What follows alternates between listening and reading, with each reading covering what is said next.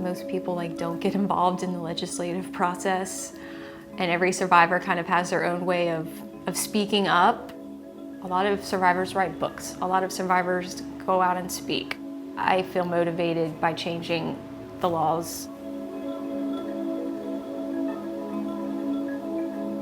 I was surprised but not surprised at the resistance from the legislature to this bill. I started emailing them and kind of rebutting their arguments that I was hearing in the committee meetings. Survivors are out to do this to get rich, or it's going to overwhelm the court system. That has not come true.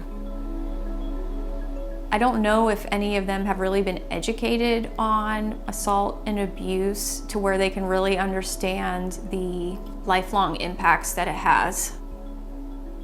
It can take a really long time for a victim to, one, realize what happened to them was abuse, and then make a significant decision to act civilly.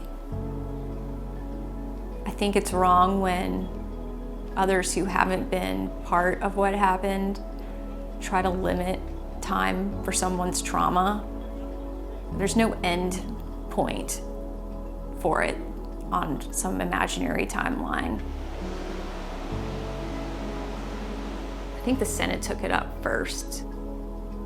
The Senate seems to always be the one where it's more questionable. Shockingly, it passed over there, and then we walked across in the legislative building to the House, and on pins and needles waited for that vote, and it passed unanimously. I remember watching the vote board when it was all green. I couldn't even hardly breathe.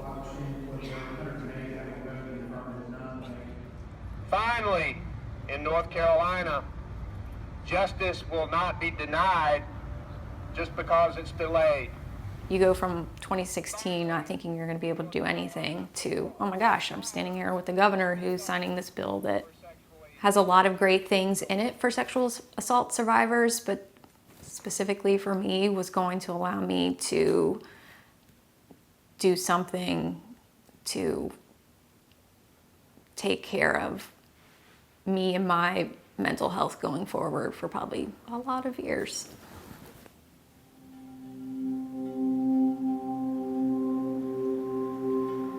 In my ideal world, there would be no statute of limitations to file a civil lawsuit.